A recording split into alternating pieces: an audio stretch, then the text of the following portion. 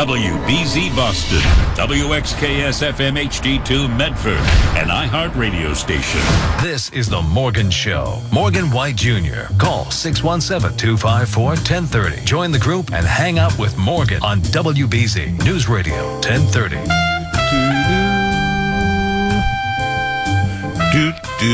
Quincy Jones, his interpretation of Killer Joe, which has been my theme song for years here in BZ. And I'm going to say this. Perhaps I have saved the best for last. Adam Michael James has been a guest on with me in the past, and he got in touch with me around spring. I don't know if it was April or May, but he communicated to me that he has another book on the Stevens. Darren, Samantha, and all the rest. And Dora, Tabitha, Adam. And Adam is part of my guest name. But for simplification, I am going to call him Mike. So, Mike, how's it going? It is going fine, Mr. Morgan. Oh, don't go, Mr. Makes me think. I always think of Mr. Morgan from the Queen Victoria episode. Remember? Oh, yes, I do. Client, Mr. Morgan. Yes, I do. So it kind of fits. Now I'm gonna go kind of out of order. Tell everybody listening about an event coming this April, COVID-19 permitting. Yes, virus and vaccine permitting. You guys are going to love this, especially because it will be taking place in Salem. We are going to be doing another one of our Bewitched fanfare events, organized by Mark Simpson, who has been organizing those since, I believe, 2003. We are going to be, we were supposed to do this last year, but pandemic. It was, and will still be, to honor the 50th anniversary of Bewitched filming in Salem, which originally was June of last year, but we've had to postpone a few times. So we are going to get together to do that May 6th through the 8th. We're going to have events at the House of the Seven Gables, the Hawthorne Hotel, Gloucester House. We're going to have special guests, more, all kinds of stuff. And if you're in Boston, you're already practically there. So check out bewitchedfanfare.com for all of that info. And, you know, hopefully we will all be able to get together in person. Now, I have done my own events in Salem, and I want to tell you something you should know. The Hawthorne Hotel still has 8x10s, or last time I was there, which was about 3 or 4 years ago, still has 8x10s on their wall of the cast and crew shooting. It was what, 5 or 6 episodes? Let me think. Yeah, I want to say 7. Okay. But it might have been, wait a minute, no, it might have been 5. 5, 6, or 7. How about we cover all bases? I like that. Let's bridge the gap. And that's the thing about the fingerprint of Bewitched. I can understand that even though that happened 45, 50 years ago, you want people to know that it happened and how your building, your hotel, is so proud that they were involved with that, even if it was just behind the scenes as a place where the actors stayed. And actually, there was one scene that they filmed inside by the elevators. Okay. I found that out when I went. I went there myself in 2019, and I saw the pictures that you're talking about, and it was really cool just to be in the same building. And then when I recognized the elevators, I'm like, wait a minute, that actually showed up in a scene. Our youth. All right. Now, I made a mistake. Oh, yeah. I made a mistake of the time frame of this book. So I'm not even going to bring up what I said because I made the mistake. So I'm not going to put a spotlight on the mistake I made. Tell everybody the concept of this book. Okay, this book is called Samantha's 70s, and it's a continuation from the last book I wrote, which, big long title, I, Samantha, Take This Mortal Darren. That was meant to be the series finale that the show never had, and that really was supposed to be it. But I guess Samantha and Darren and everybody decided they had more that they wanted to say. So what Samantha's 70s does is it takes everybody into the 70s, starting with the show ended in 1972. So I start with 1973 and pick up where I, Sam, which is what I like to call the previous book, just to keep things short, left off. And we go all the way through to 1979, and that's where the Samantha's 70s title comes from. Because you know how many Bewitched episodes were called Samantha's blank. Right. You know, so that seemed like a perfect title.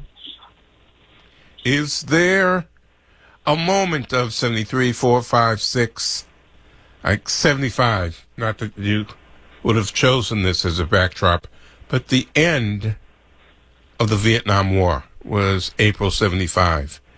That's true. A moment in time that Samantha overlaps? With the Vietnam War in particular, or any real life anything. stuff? I picked that as an example. The big thing in the story, there's a lot of stuff that gets into more of the family dynamics and which characters getting diseases and stuff like that. But the one thing that I really wanted to do with this story, especially because Samantha left off with a message of unity, and we really are living in a time where we need to be reminded of those messages that Bewitched laid out for us all those years ago about equality and accepting each other. So I have the 1976 story is set against the bicentennial. I send Samantha and everybody to New York City so they can observe bits of, bicentennial. But what's the main crux of what goes on during that is that witches have been asked to examine their attitude toward mortals. And so they end up doing that while observing Samantha and Darren and everything that they're doing in New York. And it was something that I thought I really wanted to say against the current atmosphere that we're living in with the rise of racism. I wanted to build on the show advocating for equality. So I researched racism and how to combat it. I admit that I, as a white male, might be the wrong person to address this, but I had to. And one of the neat things that came out of the story is that we find out that witches and mortals are more similar than different. Now, weren't the common storyline in all the Bewitched episodes I remember is witches, witches were trying to hide their identity. Except poor Gladys Kravitz. No one knew that witches were witches. So what happened in 1972, 3, 4, 5, 6? The pivotal question, and a very good one. What happens at the end of I, Samantha, Take This Mortal Darren, spoiler alert, if you haven't already read it, the big thing in that story is that Gladys Kravitz, Larry Tate, their main group of mortals find out that Samantha and Tabitha and Endora and Adam are witches, and they decide, you know what, we love Samantha anyway, and it doesn't matter. Because that was as a series finale, I felt like that was the ultimate thing that had to happen. We carried this secret for 8 years, so, we might as well get that secret out. It's sort of like a coming out story. And so the challenge was, though, with writing another book was, how do you continue on from that? Because, as you say, that was one of Bewitched's main conceits.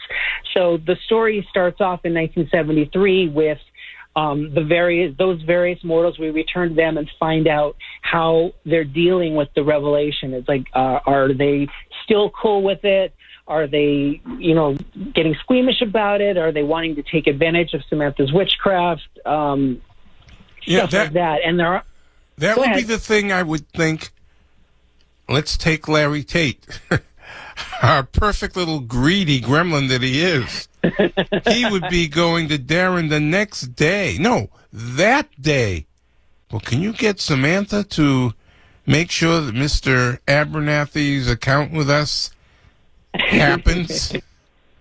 Larry will surprise you in Samantha's 70s. He does have a moment like that, but it goes in a different direction than you might expect. And there's actually one person who has a bad reaction, but not for the reasons you might think. So that's kind of in there, too. I can see Nixon getting behind skullduggery involving witches. Yeah, right? Well, remember, in the context of this, only the mortals that are really within the inner circle of Samantha find out that she's witched. The rest of the world, they keep it from. But and there are a few slips of the tongue, here and there that they deal with. But the thing was, knowing that Bewitched was about witches keeping their identity secret, and about Endora and Darren sparring, and Endora casting spells on him all the time, and then you had the clients and the convenient slogans, and that was a very good construct to build a show around. But because the show already did that so well, and that mortals found out about Samantha at the end of my last book, I felt like there was a whole new direction and things that could be explored that the show wasn't able to do. So that's kind of the direction that I headed into. All right, now I've got a call. I'm near break time, but I'm going to take this call and hopefully be a little late for my break because he's been holding for 4 or 5 minutes. Douglas in Waltham. Oh, Morgan, I hope you're not late for your break. I wouldn't want that to happen. No, we're taking your call. This is what I wanted to find out. Since your guest has researched the original show, I wonder if he was able to find out why William Asher waited so long to fire Dick York. I mean, I liked him as an actor, and I liked the chemistry, but, he had back trouble, and he was missing whole episodes, and it really did change the direction of the series. Bewitched without Darren is kind of like I Love Lucy without Ricky. So I'm wondering why the producer didn't take action sooner on that. Did your guest know that? I don't know that for sure. I tend to focus more on the fictional elements of the show than the behind-the-scenes stuff. But to my knowledge, Dick York wasn't actually fired. I believe he quit because of his back problems. And you're right that he did miss several episodes. I believe it was 14 episodes over the course of the show because of his back injuries and not being able to be on the set. Right. And it's a difficult obviously situation. There were discussions, yeah. Go ahead. Yeah, I mean, it changed the whole direction of the show, really, without him being there. It did. Oh,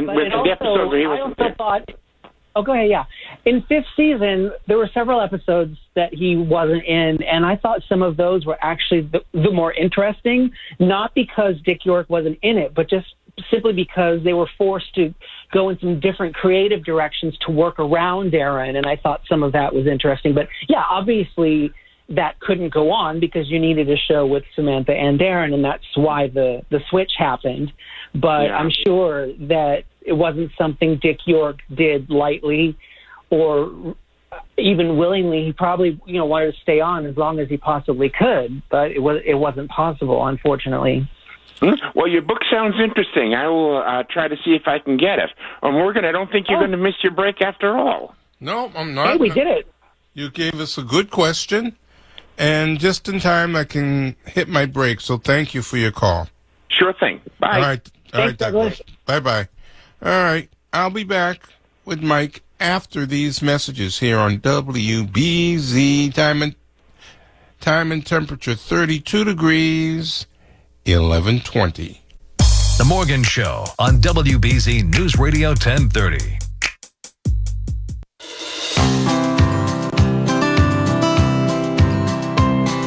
We're back. Adam Michael James is here, has dedicated several books to the world of Bewitched. And I call him Mike because that's what his friends call him, and I consider my friend Mike a friend. That was rather redundant. And, but the sentiment is clear. All right, now explain this to me. Why did the theme change from season 1 to season 2? Why did the theme change? Yeah. The theme was... more friendly, softer, comfortable. And then the upbeat dun. I got used to it because I love the show, but I missed the old theme.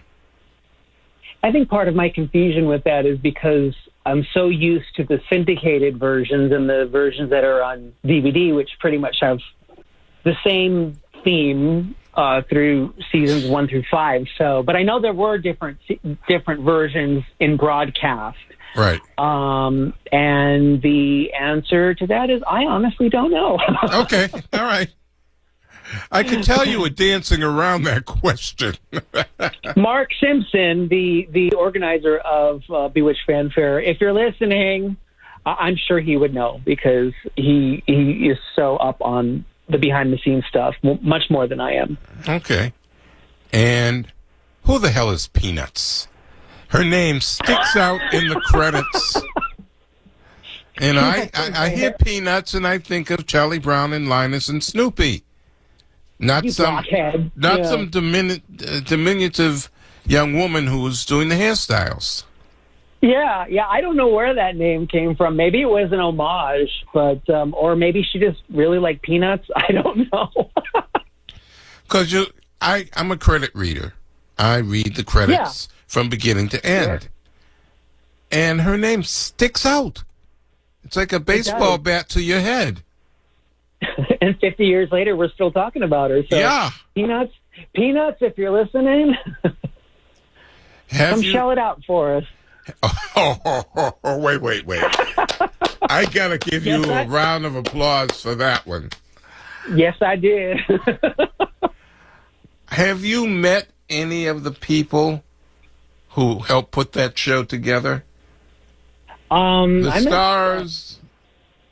Yeah, I met Aaron Murphy back at Bewitched Fanfare 2014 in Los Angeles. I met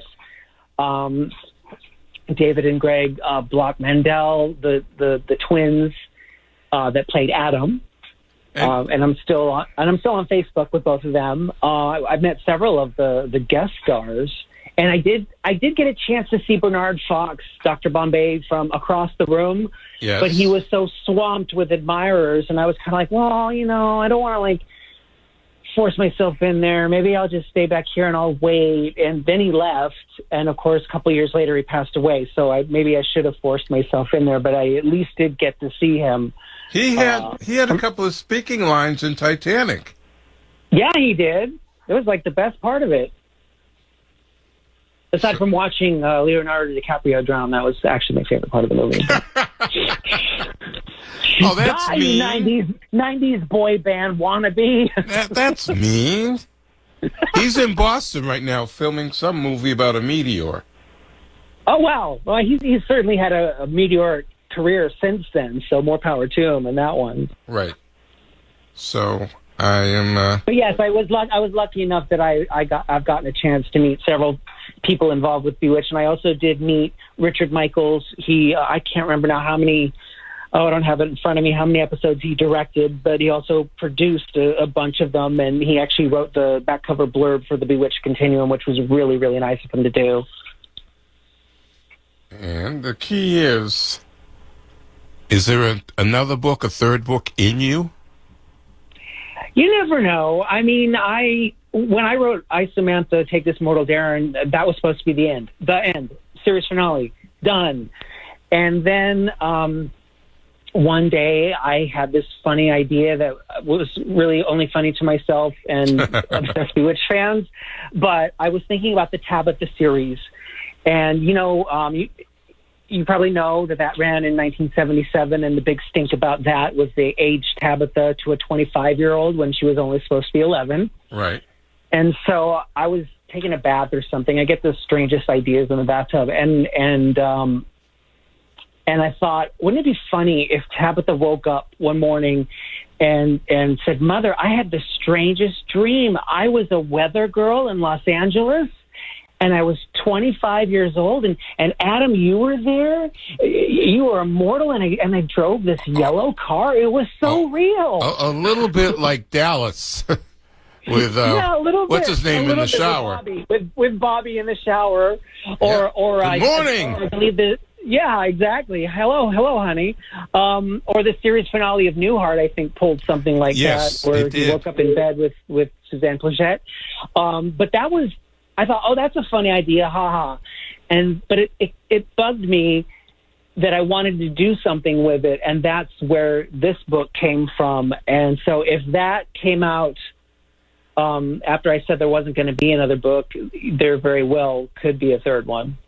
All right.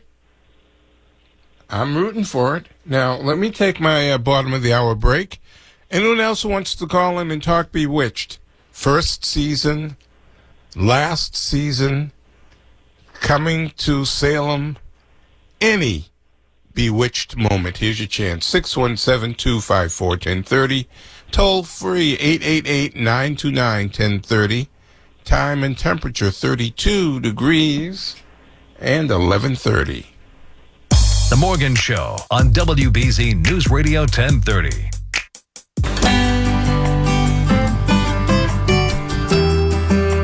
Last half hour or so with Adam Michael Thomas, and we are talking about Bewitched. He has written a couple of books on Bewitched. If you've read one, would like to read one, you want to talk about it, here he is. I've got 2 lines open for you.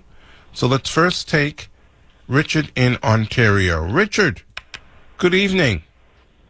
Good evening, Morgan. How are you this fine evening? I'm doing rather well, sir. And you?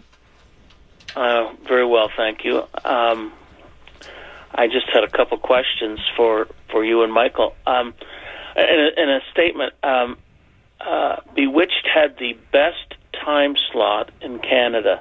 It was on Saturday nights just before Hockey Night in Canada, which would probably be the most watched TV show there was during that time era. But my question is, what became of Elizabeth Montgomery after Bewitched? Well, she, as much as she loved Bewitched, she also, as an actress, wanted to distance herself a little bit and stretch out and stretch her wings and sink her teeth into some different material. So she did a ton of TV movies. The most notorious probably is The Legend of Lizzie Borden. And she was, she was in a ton of movies. Awakening Land. Mrs. Sundance. Yeah. That stupid movie with O.J. where they were both cops and partners, and oh my goodness, eventually they fell in love. Yeah. When the circus came to town, she was in a movie called Second Sight, where she played a blind lady. Yes. That one's special to me only because after I saw that movie, I wrote to her as a dorky 14-year-old, and she actually sent me an autographed picture, a personalized autographed picture, not just a signature. It referenced something I wrote in a letter, which I thought was really cool. That was nice. It was. She played a detective at some point, but she unfortunately passed away in 1995 of colon cancer. It was very quick. She was 62. Way too soon. Oh, way too early. Oh yeah. Michael, I'd have to say, Morgan, I'd have to say the character that killed me the most on that show was Paul Lynde. I found him to be hilarious.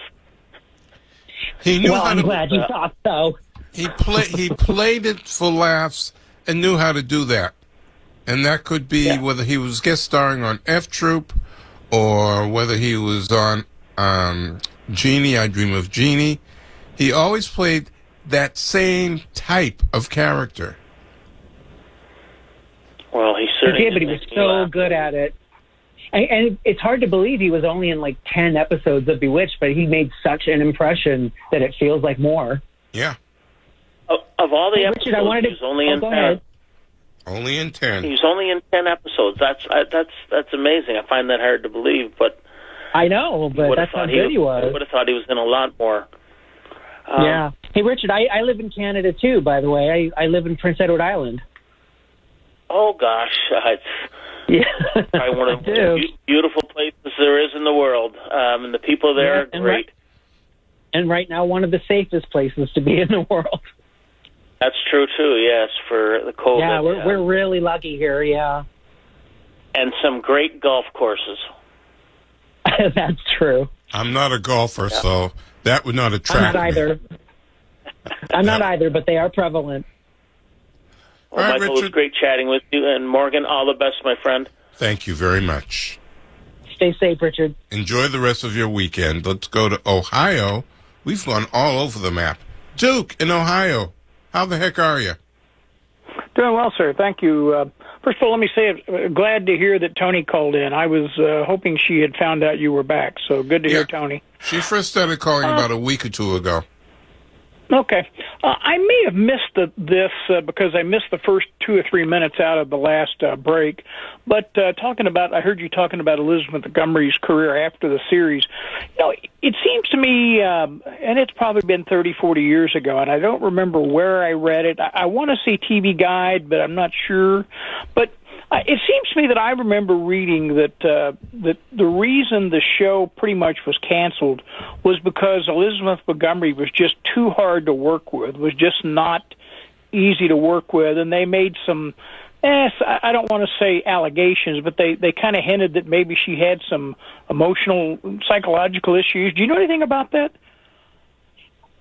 The only thing I've ever, and not to sound like a total fanboy, but the only thing I've ever heard about Elizabeth Montgomery is how wonderful she was to work with. I do know that there was some strain in her marriage toward the end of the show, and I think that played a part in the show ending as well. Plus, you know, after 8 years playing the same character, I'm sure she was ready to move on to some other things. And also, too, All in the Family came on directly against them in the middle of 8th season, and I don't have to tell you what a huge hit that was. Yeah. So I think all of those things contributed, but I honestly have never heard anything about Elizabeth being difficult to work with. If anybody else has heard different, let me know.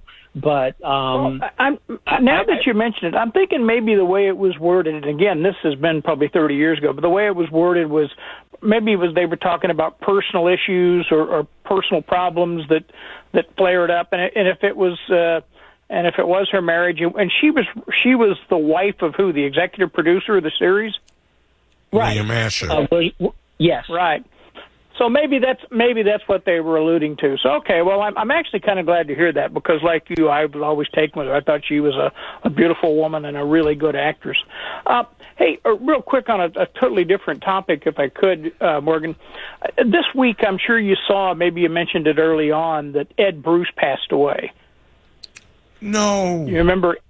Oh, do I remember? Ed Bruce? Yes. I remember him quite well. Who played the sheriff in the Maverick reboot back in the 80s? He was Tom. Right. Would you consider, that was one of my favorite series. Sadly, it didn't even last a full season. I watched it today. Really? There are a couple of the folks from that series, at least a couple that are still alive. I know Darlene Kerr is still alive, right? And Stuart Margolin is still alive. Any chance you could get one of those folks on? I would love to hear them talk about that series. And of course, Darlene Kerr has had an amazing career. She worked with Henry Fonda and a lot of other folks. Darlene Kerr was the character of M.L. Springer, who ran the newspaper in Sweetwater, the town. I will begin this week to try and get her. By the way, a quick aside, Boston broadcaster Tom Kennedy, who worked at RKO, I think he worked here as well way back in the day. I have his number, and I have to try and coordinate getting him to be on the Morgan Show. But Darlene Kerr, who should still be with us, because that show was an 80s show. She is. I remember reading, again, in the last couple of years, she ran some sort of acting school or acting, actors theater kind of thing where she was working and helping young people get into the business. And then there was another character that I'm sure this kid would still be alive. Remember the kid that played kind of her gopher for the newspaper? He was a really young kid, probably was more than 17, 18 years old. I don't remember his name, but The he kid with might, the glasses. you would think. Yeah. Right, but I would really love to hear those folks talk about working with James Garner and that series, because again, I really liked that series and was very disappointed when it got canceled. Well, Duke, I'll go you one better. I know I can get Ed Robertson, who had written a couple of books on James Garner. He wrote a book. James Garner, right? I've heard him on the air with you a couple times. So I will call him and tell him we want to focus on Brett Maverick. Okay, yeah, that'd be cool. But if we get one of the actors, that'd be even better. I'd love to hear some of their comments. Your interviews that you have with the actors are my favorite part of your show. I will see what I can do just for you.